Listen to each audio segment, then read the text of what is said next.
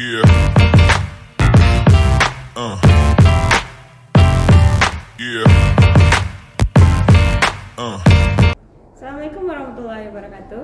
Halo Sobat Basarnas, kami peserta pelatihan Dasar CPNS tahun 2022 Badan Nasional Pencarian dan Pertolongan Angkatan 7 Kelompok 3. Kali ini akan mendiskusikan perihal pelayanan publik berbasis teknologi informasi.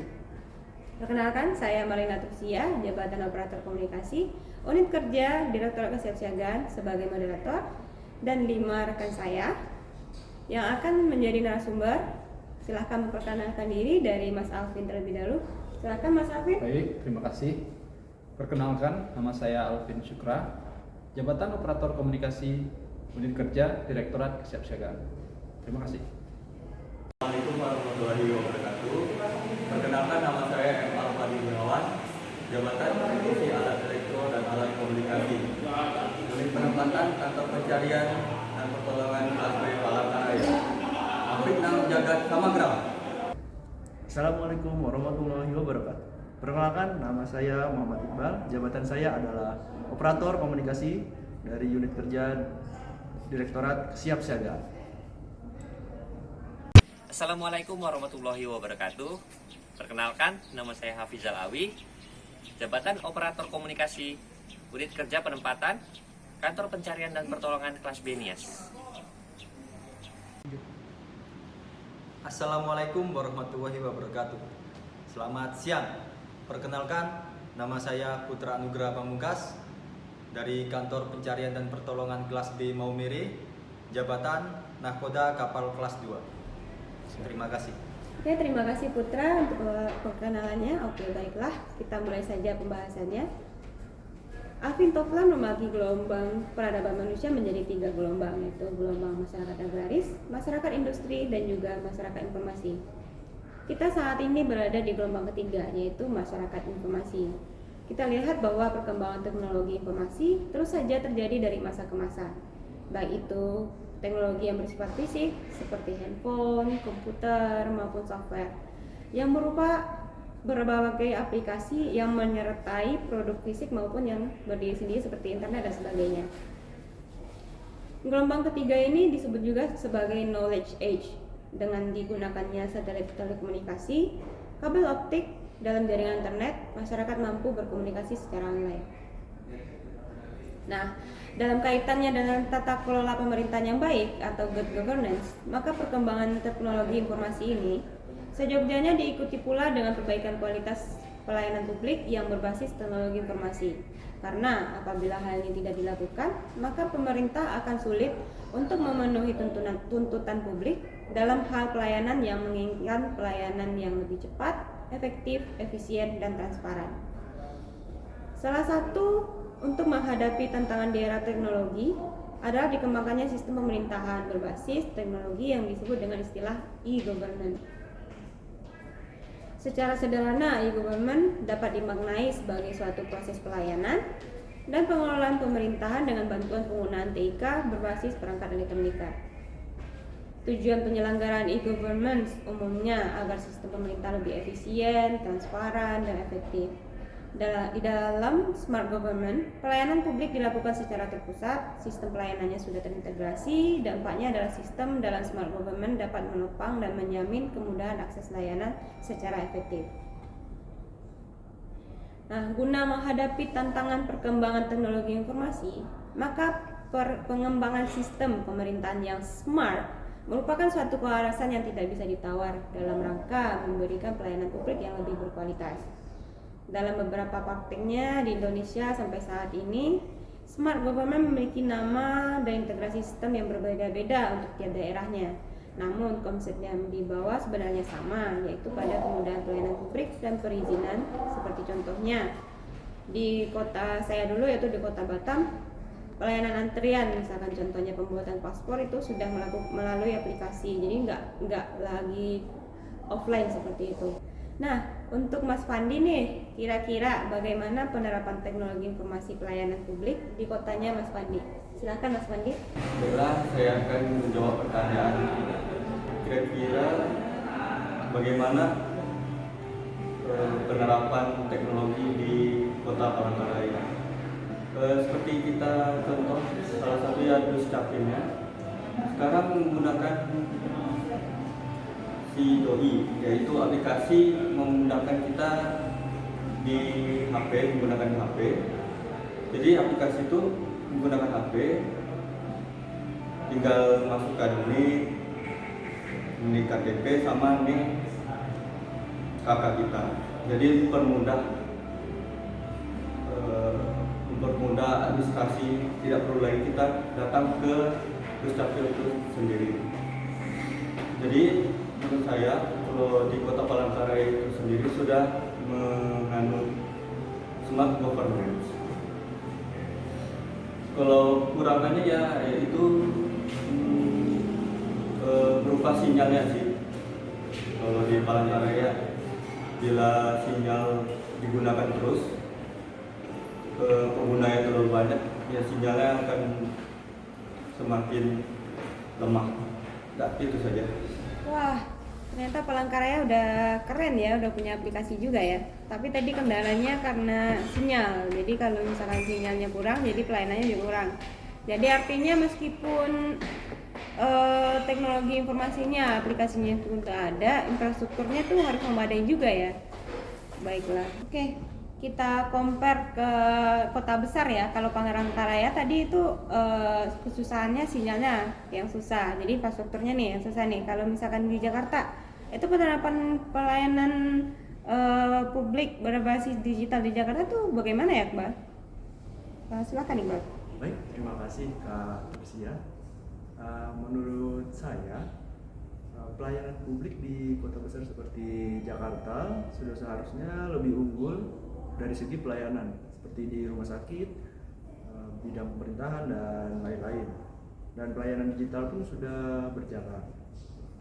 Mungkin seharusnya kota Jakarta menjadi contoh untuk daerah lain dikarenakan infrastruktur dan fasilitas yang lebih lengkap dan lebih memadai.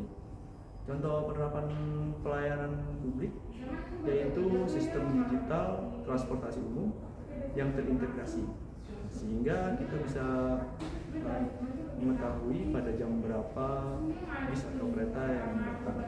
Selain itu pembayaran pun sudah cashless. Untuk Oke, makasih tanggapannya Iqbal. Ya sih, seperti yang kita tahu, Jakarta pasti harusnya lebih unggul karena dia dengan seperti yang dibilang Iqbal tadi, fasilitasnya, infrastrukturnya udah oke. Dan satu poin penting lagi sih, masyarakatnya juga melek teknologi seperti itu. Dan kalau dibandingkan sih dengan daerah-daerah seperti di kampung saya ya, karena masih banyaknya yang gagap teknologi, jadi kalau kita terapkan pelayanan yang berbasis teknologi seperti ini sih kadang juga menyulitkan, seperti contohnya antrian di rumah sakit yang harus online seperti itu, padahal dia juga nggak bisa, jadi harus mencari orang lain dulu untuk membantunya dia untuk membantunya dia antri di dalam aplikasi seperti itu. Nah, coba kita tanya ke Awi deh yang paling barat nih, yang di Nias ya.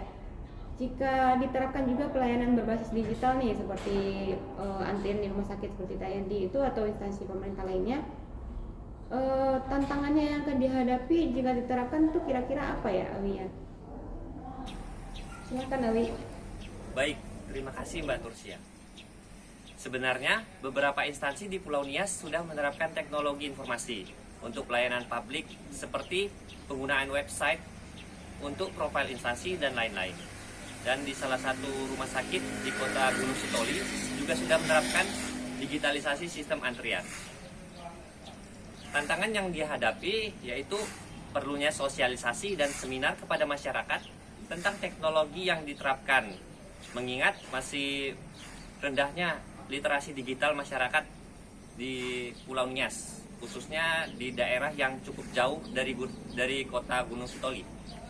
Kemudian tentunya jika menerapkan teknologi informasi, jaringan komunikasi menjadi poin penting. Sementara di Pulau Nias, jaringan komunikasi tidak cukup baik, terutama di daerah-daerah yang jauh dari kota Gunung Sitoli, dan terdapat daerah yang tidak ada jaringan komunikasinya sama sekali. Mungkin itu saja Mbak yang dapat saya sampaikan. Terima kasih. Oke, tadi udah kita tanya dari Palangkaraya, dari Jakarta, dan juga dari Nias ya. Itu kebanyakan dari instansi yang disebut tuh tentang pelayanan kesehatan, tentang transportasi, dan juga tentang imigrasi. Coba kalau kita tanya ke instansi kita sendiri ya, instansi Basarnas, itu kira-kira sekarang udah punya penerapan apa sih tentang teknologi informasi untuk pelayanan publiknya?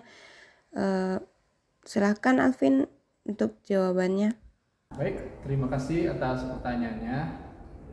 Menurut pendapat saya sendiri, saat ini Basarnas sudah melakukan adaptasi terhadap perkembangan era digital.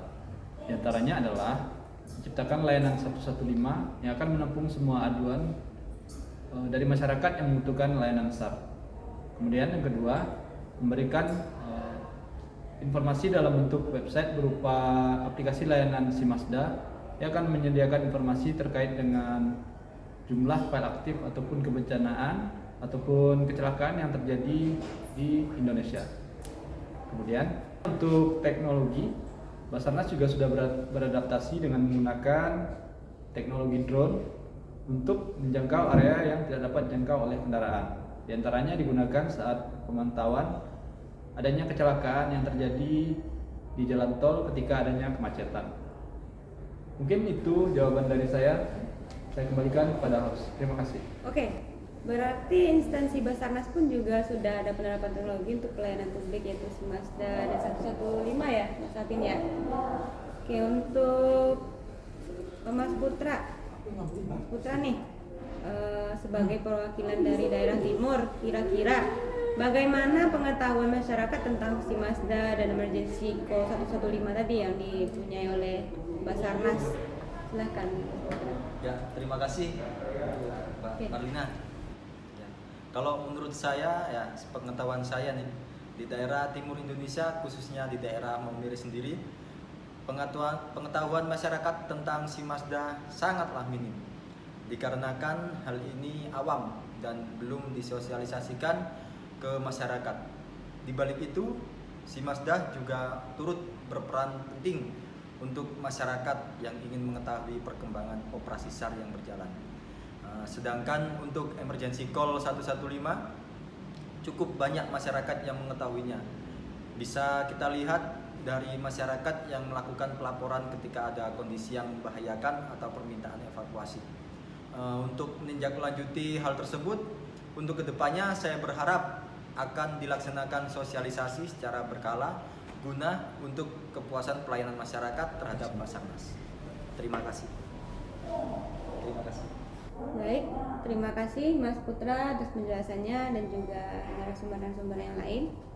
Artinya jika disimpulkan nih bahwa Indonesia dari barat ke timur telah menuju ke arah smart government ya.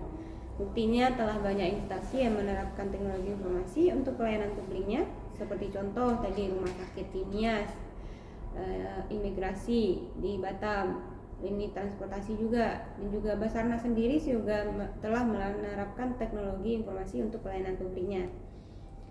Tetapi jika dibandingkan dengan kota per kota ya, memang masih unggul kota besar sih seperti Jakarta. Hal ini juga dikarenakan infrastruktur dan fasilitasnya yang lengkap, dan juga sosialisasinya yang memang lebih gencar di kota besar sih daripada yang kota-kota yang lainnya. Contohnya tadi Nias ya, yang sosialisasinya masih kurang. Berarti yang harus kita perbaiki lagi, meskipun fasilitas dan juga infrastruktur udah ada tapi sosialisasi kurang, itu artinya masih minim dan butuh ditingkatkan lagi. Seperti itu. Sekian dari diskusi kami hari ini. Sampai jumpa lagi di lain kesempatan. Afik Nam Jagat Samagram, jayalah alam semesta. Assalamualaikum warahmatullahi wabarakatuh.